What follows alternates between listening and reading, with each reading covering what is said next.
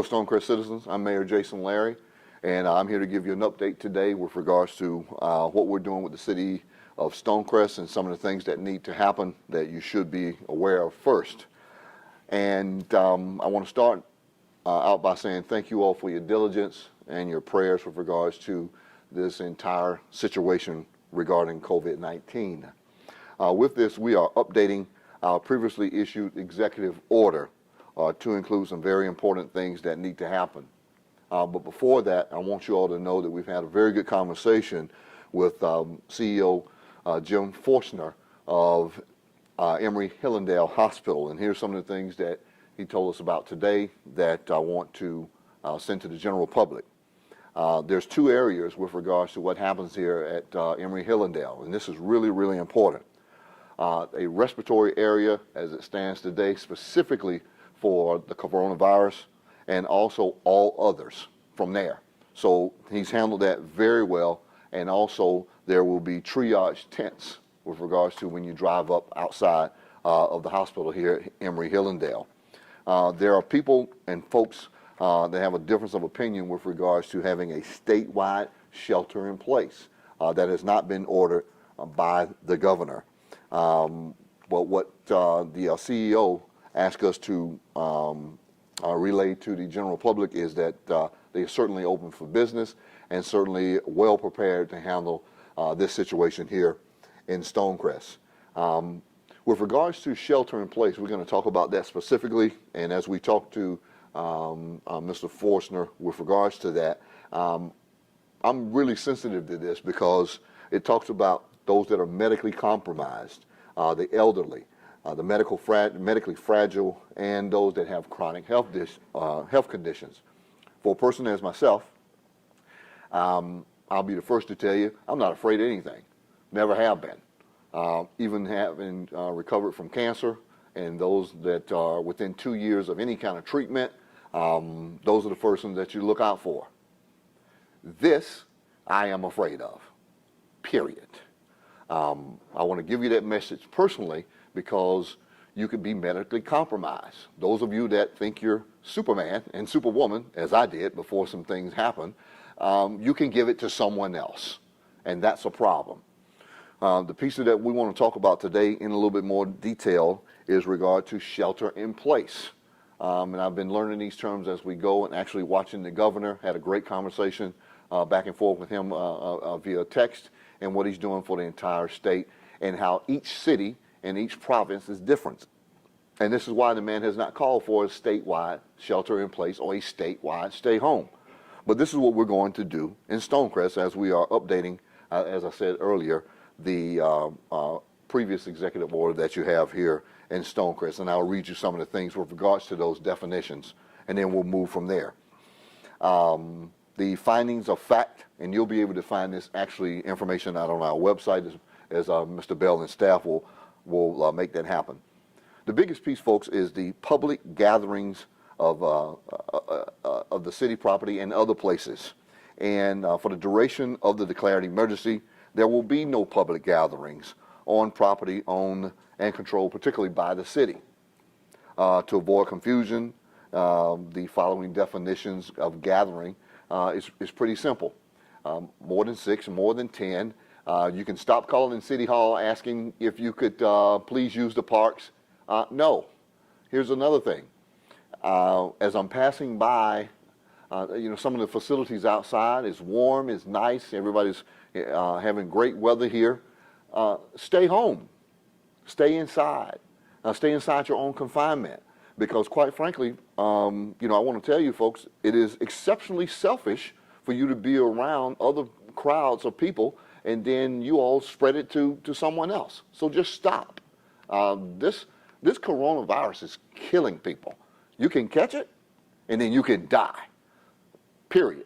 8 to 80, it can happen. So take this very serious. If not for yourself, for other people. We talked about and mentioned this piece with regards to shelter in place. For the duration of the declared emergency, particularly here in Stonecrest, all Stonecrest residents are instructed and directed to remain at home unless engaged in essential services, performing essential federal, state, county, or municipal government services, or to operate essential businesses, all is defined in this section that we're going to talk about with regards to shelter in place. What do we mean by essential businesses?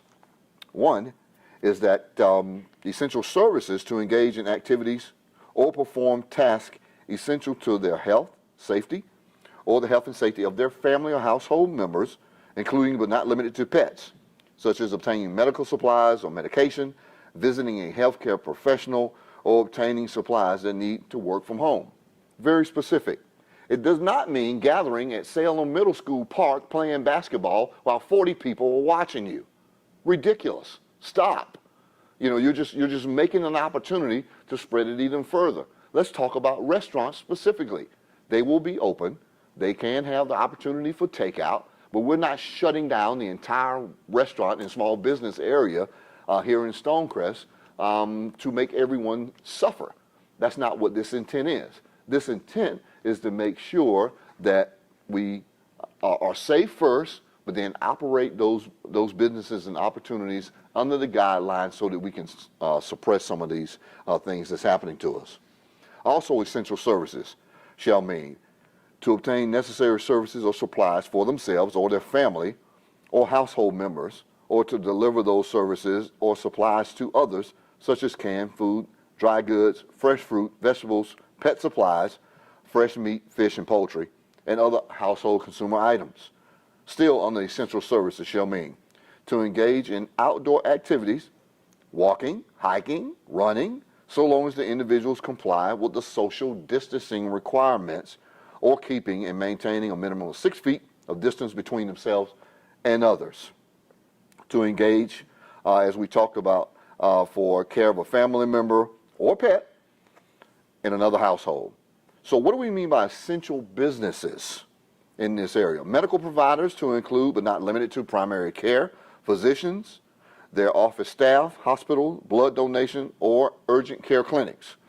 Medical providers, to include but not limited to primary care physicians and their office staff, hospitals, blood donation, urgent care clinics, as I mentioned earlier, veterinarians for the purposes of emergency care for animals only, grocery stores, markets, convenience stores, health food stores, and business selling or providing items for consumption by humans or pets, businesses or organizations that provide food, shelter, social service, and necessity of life, economically disadvantaged and otherwise needed individuals. Home health aides for seniors or persons of chronic illness, to include hospice and end-of-life care. I want to be very specific about this, folks, particularly millennials, and we're going to have someone come up and give an appeal for you, is that you, as younger folks, can infect older people and kill them. Stop. That's what this is about. We're trying to suppress this on the end of it. Nothing is so important that you can't wait at home for a couple of weeks. It's going to be okay. This is wide enough range so that we can look out for each other and make things happen in the end of it. And the reason, folks, that I'm being so defiant about this today is that I am watching you all out and about like there's nothing happening. There is something happening, and we need to take it more serious from this end of it. So businesses or organizations that provide food and shelter, social services, we talked about, home health. Essential folks, again, plumbers, electricians, pest control technicians, and other service providers who are essential to maintaining safety, sanitation, and essential operations for the maintenance of residents and businesses. Banks and financial institutions, gas stations, fueling centers for automobiles, residential facilities, including hotel, motels, similar facilities, and shelters. We talked about restaurants earlier. That's fine. They can remain open as long as they have takeout services with regards to what they're doing. But I'll be very specific about restaurants and other eating, dining establishments where food is served. Cease offering dine-in services. Not 6 feet, not 10 feet, just no dine-in services, period. Particularly used for takeout on that particular end of it. There's one other thing I want to clear before I bring up our Millennium representative, is that I've received a couple emails with regards to the Sam's Club building offering with regards to the state of Georgia. I'm a 25-year healthcare professional. I know about this business. I know what I'm talking about, so I want you to listen closely. When we have an opportunity, or if we have an opportunity for medical equipment staging and distribution of products, we can do that out of the Sam's Club building. That does not mean bringing 1,000 sick people into the Sam's Club and contaging, if you will, the Stonecrest area. That's not what we offered. What we offered was, if we have a statewide opportunity with regards to the location and distribution of medical supplies, products, equipment, and those particular things, we've offered that opportunity to the state of Georgia to have a central staging place, a central medical supply distribution place, if needed, on this end of it. That's what we meant by that, and that's what I meant with regards to that. So I'm going to bring up a person now to make a particular appeal to the millenniums here in town, because you may not listen to an old guy like me, but that's okay. We're going to bring up James here, and then we'll move forward from there. Good evening, Stonecrest. My name is James. I'm a recent graduate from the Georgia Southern University, and I'm talking to you today as a representative for the Millennial and Generation Z advocate for the Stonecrest area. I'm basically going to piggyback off and reiterate what the mayor was talking about earlier. I just feel as if I can kind of better communicate to my demographic, and I'm here to let you know that this pandemic is serious and something that you need to take serious also. Now, I know for us, if it's not in sight or we know someone that is directly being affected, it is hard for us to kind of fully envelop ourselves into the situation or take it serious. I'm here to let you know that's a selfish ideology for you to have.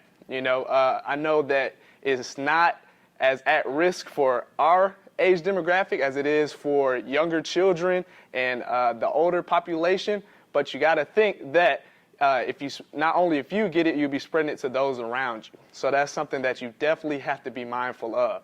The case rising is up by the day. New York, LA, and Miami are gaining thousands of cases per daily.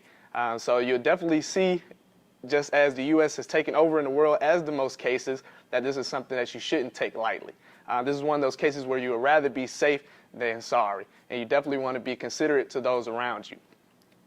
Another big issue is the spread of misinformation.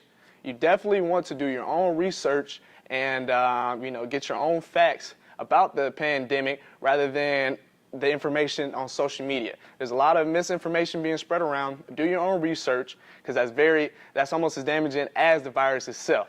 You definitely want to make sure that you're informed on the situation and that you're given information that is accurate to those around you. All right. Besides that, stay safe. If you have any questions or concerns, you know where you can reach us.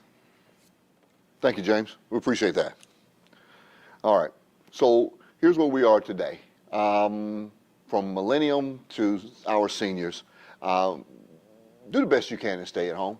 And move from there and find out the information as James talked about. I want to give a couple of shout outs also to Jason Jr. down in Miami, continuing to stay inside, and Ms. Leah Rodriguez that's actually suffering with a different kind of flu. We want to give you Godspeed and shout out also. And to Councilman George Turner, they've had some family challenges with regards to this same type of incident. So folks, it can happen to anybody. Anybody, anywhere, anytime. One last thing that I want to communicate to each of you all, because folks are asking us at this time, what's the roadmap? What are we doing? How do we know where to go to from here? Let me offer this to you so that gives you some comfort. This is our roadmap. This is where we're going. This is what we're going to follow. Take this situation serious, and Godspeed. Thank you.